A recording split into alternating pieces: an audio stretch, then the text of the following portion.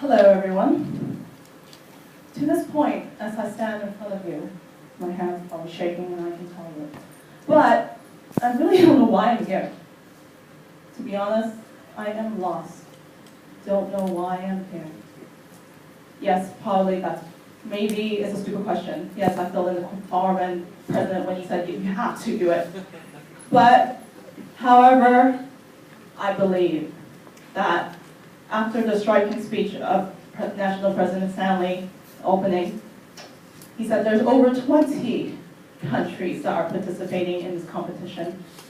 I feel proud that I can be one of them, trying to get that one spot to compete with them. Although, I don't know how my chances are, but I know I'll give it my best shot, because we, or I, decide my future, and you decide your own future. As I was pacing all day long in this hall, because I came here at 11 a.m., for some odd reason I decided to take a taxi at 10 a.m. and say, I'll come here. And I said to myself, what am I going to say? I had quotes from afar, from America to the Pacific. I don't know which quote to use from my beginning. All I know is that I am who I am, and you will like me for who I am. I'll start with a little story.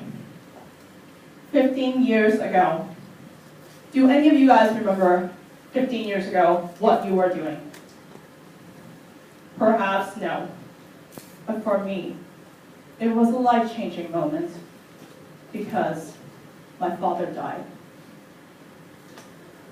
I saw him pass away right in front of my face. And at that moment, I know that I had two choices. One was to make him proud. Second was to just do what you want.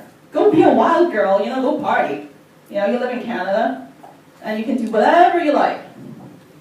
But of course, if you can see me now, here standing in front of you, I chose the first. Although, I can't say I'm the most brilliant girl in school, nor the most popular. But there is one belief that I believed in, and that was my future was really truly in my own hands. This palm here, someone read my palm recently. It was my graphic designer, surprisingly.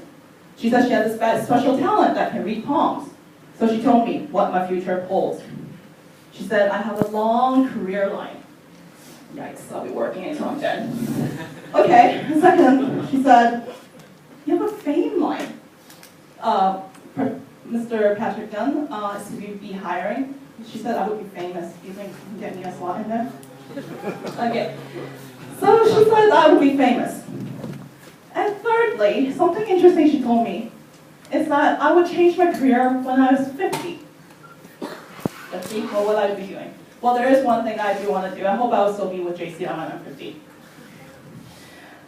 Otherwise, all the other questions like marriage, which is most concerned by most girls, and probably we're seeing shows nowadays that we're talking about leaning towards 45 to and going and find somebody. However, I know that if I just listen to her and say, everything is all is well, then I shouldn't be standing here. I should be sitting on my couch, waiting for Prince Charming, as Florence in that TV show said, Mr. Rex gonna come around, Mr. Rex gonna come around.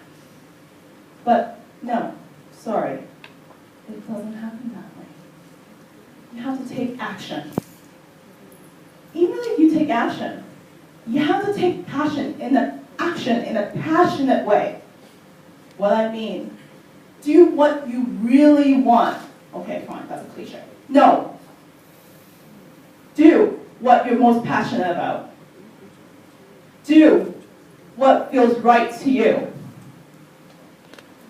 As I was in a prospective member orientation a week ago, President Winnie loves to have this story.